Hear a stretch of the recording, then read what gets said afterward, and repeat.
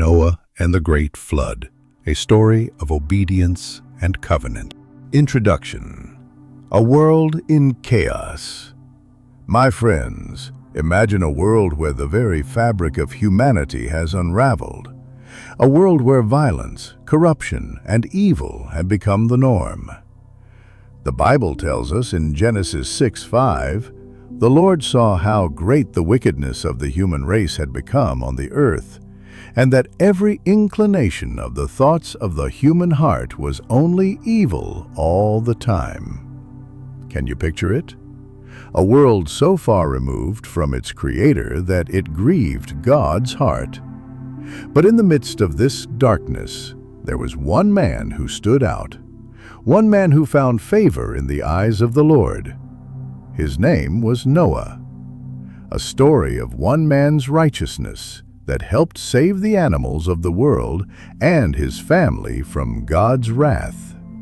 Here is the story. The birth of a righteous man. In the days when the world was young, the earth groaned under the weight of wickedness. Men had turned their hearts away from God, filling the land with violence and corruption.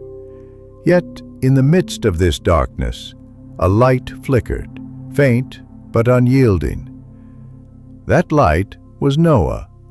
Noah was born to Lamech of the lineage of Seth, a man who feared God in an era when few did. His father was Methuselah.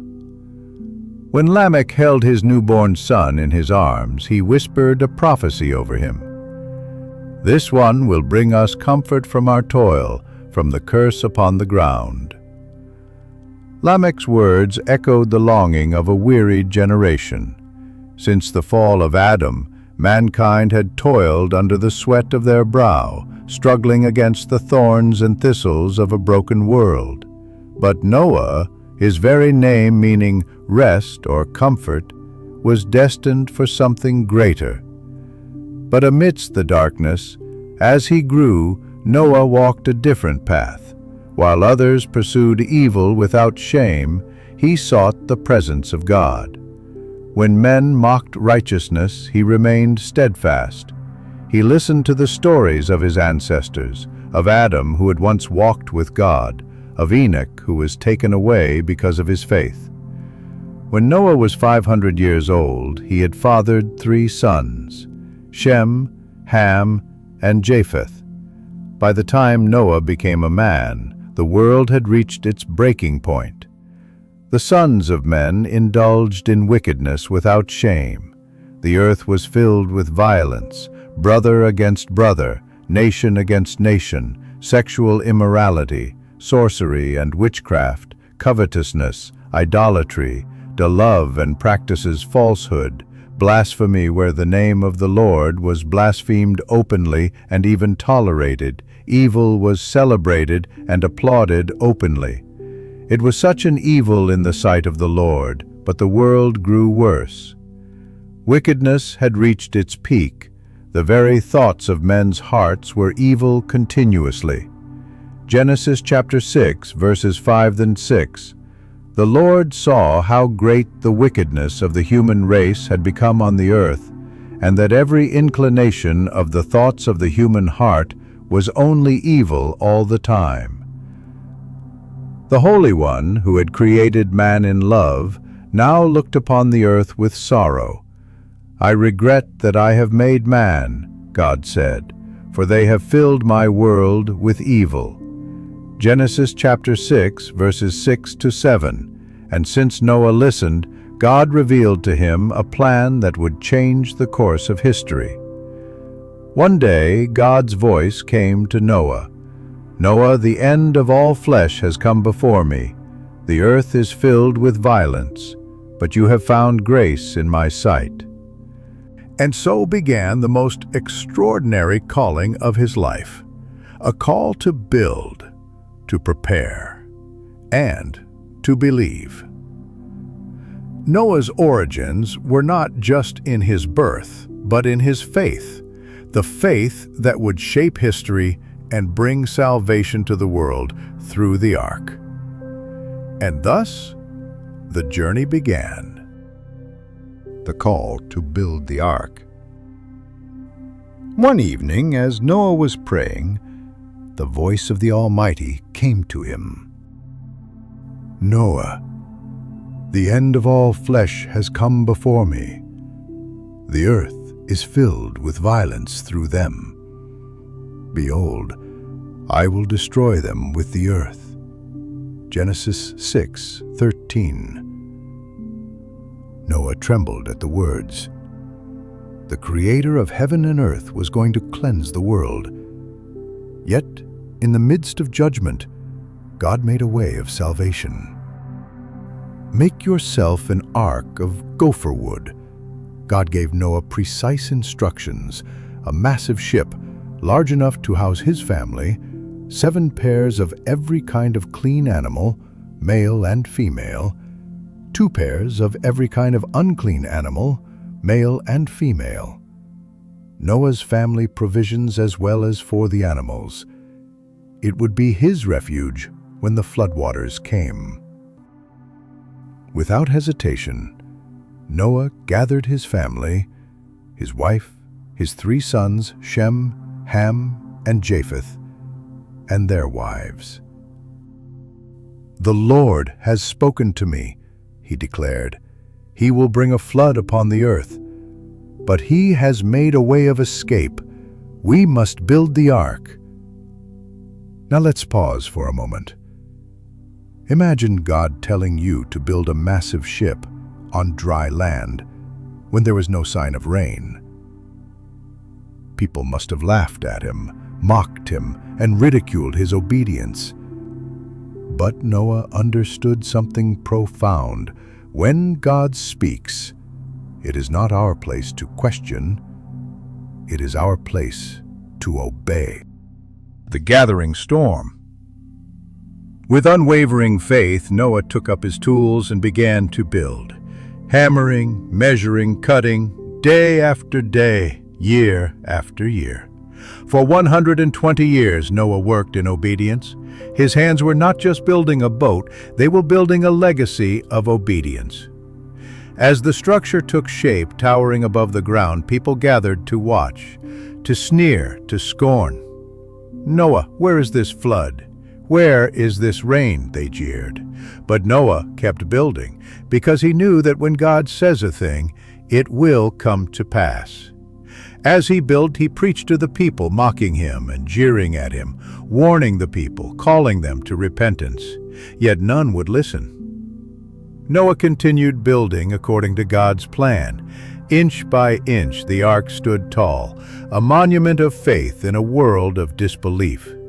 The storm was coming, but Noah knew that those who entered the ark would be saved. Genesis 6:22. Noah did everything just as God commanded him.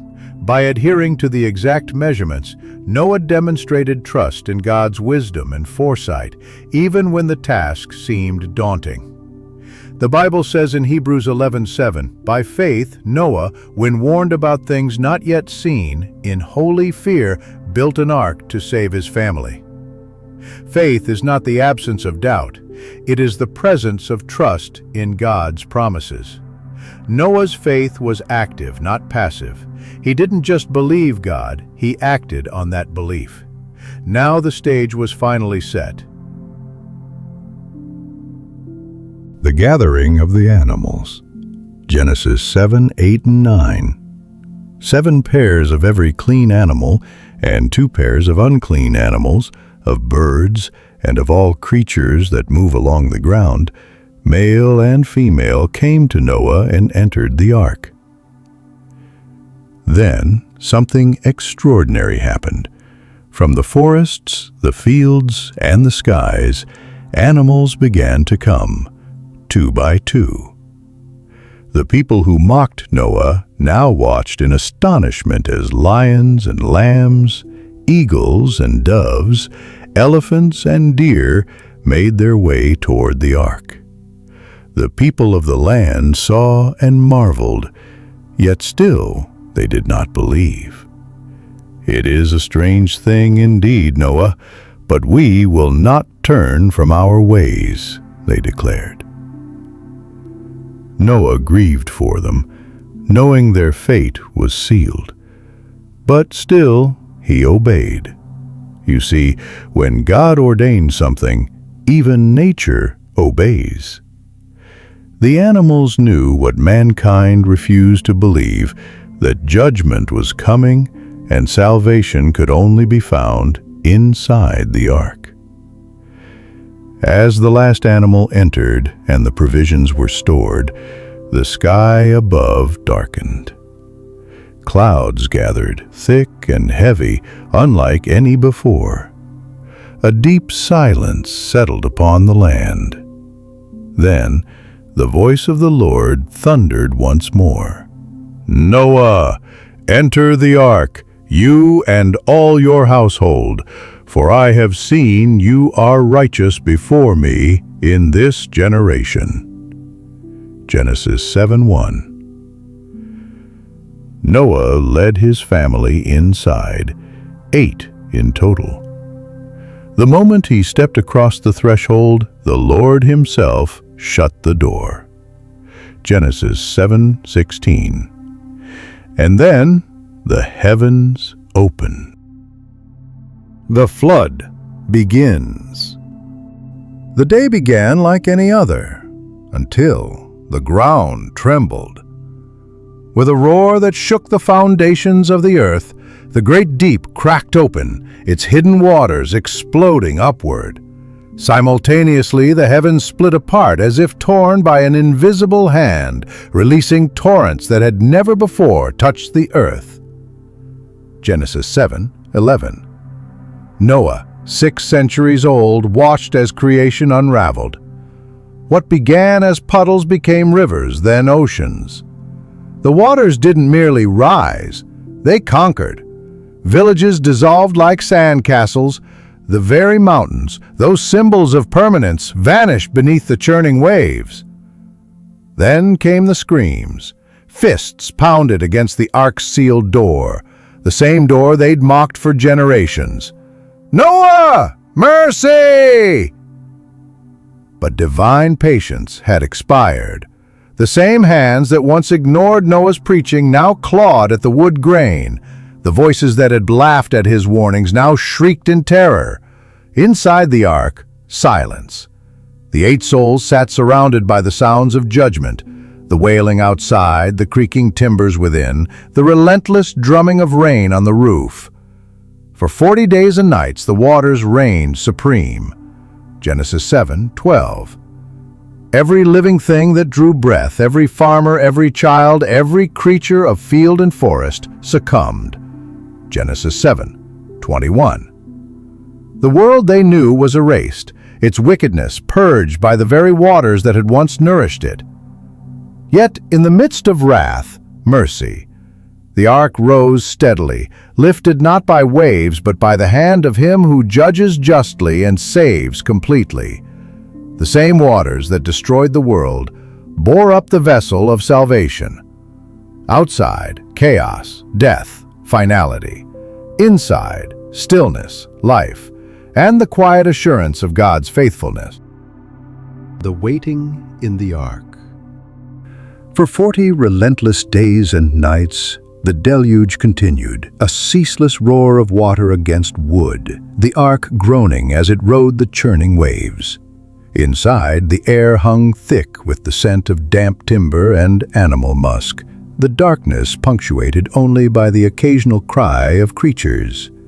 Yet, through every violent pitch and roll, one truth remained unshaken. They were exactly where God had placed them. Noah's family clung to that promise.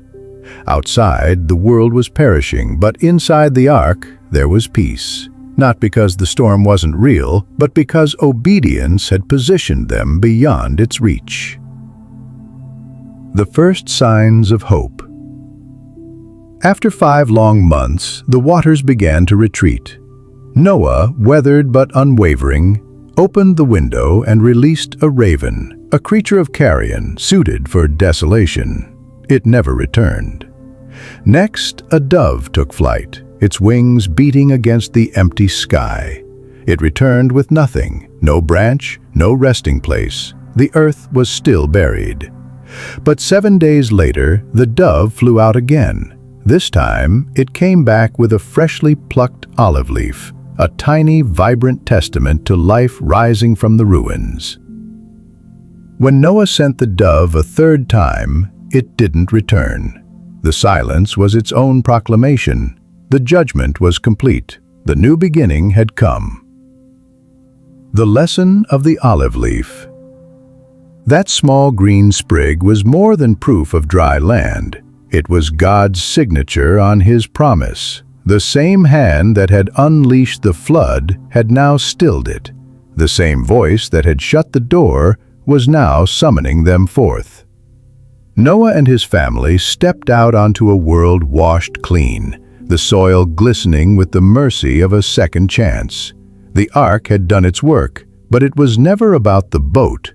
It was about the God who built it through Noah, the one who always makes a way through the storm for those who walk with Him. The Covenant of the Rainbow. And the ark rested in the 7th month, on the 17th day of the month, upon the mountains of Ararat. Genesis 8:4. After the flood waters receded, God spoke to Noah, saying, "Go forth from the ark, you and your wife, and your sons and your sons' wives with you." Genesis 8:16. As Noah and his family stepped onto the renewed earth, they breathed in air purified by judgment and walked on land cleansed by the flood. Noah's first act in this new world was worship. And Noah built an altar to the Lord, and took of every clean beast and of every clean fowl, and offered burnt offerings on the altar. Genesis 8:20. This sacrifice was more than ritual. It was the grateful response of a man who had experienced both God's justice and His mercy. And the Lord smelled a sweet savor, and the Lord said in His heart, "I will not again curse the ground any more for man's sake, for the imagination of man's heart is evil from his youth, neither will I again smite any more everything living, as I have done." Genesis 8:21. Despite knowing human nature remained unchanged, God in His mercy chose restraint. Then in the sky appeared a breathtaking sight, the first rainbow. God declared, "I do set my bow in the cloud, and it shall be for a token of a covenant between me and the earth. And I will remember my covenant, which is between me and you, and every living creature of all flesh, and the waters shall no more become a flood to destroy all flesh." Genesis 9:13 and 15. This radiant ark was more than natural beauty. It was a divine signature on His promise, a visible reminder of God's restraint, a celestial memorial of mercy triumphing over judgment. The everlasting promise. Today, millennia later, every rainbow still proclaims, God keeps His word. Numbers 23:19. Judgment gives way to mercy. Lamentations 3:22-23. Salvation precedes service, as Noah's rescue preceded his sacrifice. Just as the ark was God's provision then, Christ is our ark today. 1 Peter 3:20-21. The rainbow still stands as an invitation, not just to admire God's promise, but to enter into covenant relationship with the promise keeper. The steadfast love of the Lord never ceases. His mercies never come to an end. They are new every morning. Great is your faithfulness. Lamentations 3:22-23. Conclusion. The call to obedience. Noah's story isn't merely about ancient floodwaters. It's a living testament to what happens when one person chooses radical obedience in a world gone mad. For 120 years, his life preached a silent sermon, hammer strokes echoing divine warning, the scent of fresh-cut gopher wood, a constant rebuke to his generation's complacency. While others mocked, Noah kept building. When logic screamed foolishness, faith whispered, "Keep going." His ark became more than a vessel. It was the physical manifestation of what happens when human faithfulness meets divine promise. This is our story, too. We live in a different kind of wasteland, not of water, but of ideologies, not of divine judgment, but of human rebellion. Yet the call remains unchanged, to walk with God when culture walks away, to build what He commands, even without full understanding, to stand firm through the storms of ridicule and doubt. Noah's salvation came not because he built well, but because he obeyed completely. The ark was simply the shape his faith took. Today, our arks look different. Perhaps a quiet commitment to purity in a compromised world, courageous love in the face of hate, or steadfast hope when others despair. But the principle remains. The rains are coming, not of water this time, but of fire. 2 Peter Chapter 3, verse 7, and still, as in Noah's day, God seeks those who will listen when His voice seems unreasonable, build when the blueprint defies conventional wisdom, enter when the door of salvation stands open. May your life become a modern ark, not by wooden beams, but by daily obedience, not by escaping judgment, but by embodying redemption. For, in the end, it was never about the flood, but about the faithfulness that outlasted it. Will you be God's Noah in this generation? Thank you for watching. If you felt the Spirit move through this message, partner with us, like, share, and subscribe, so that more souls can hear these life-transforming truths. We are sowing seeds of the kingdom, and together we'll see the harvest. Stay encouraged, stay rooted, and may His face shine upon you always.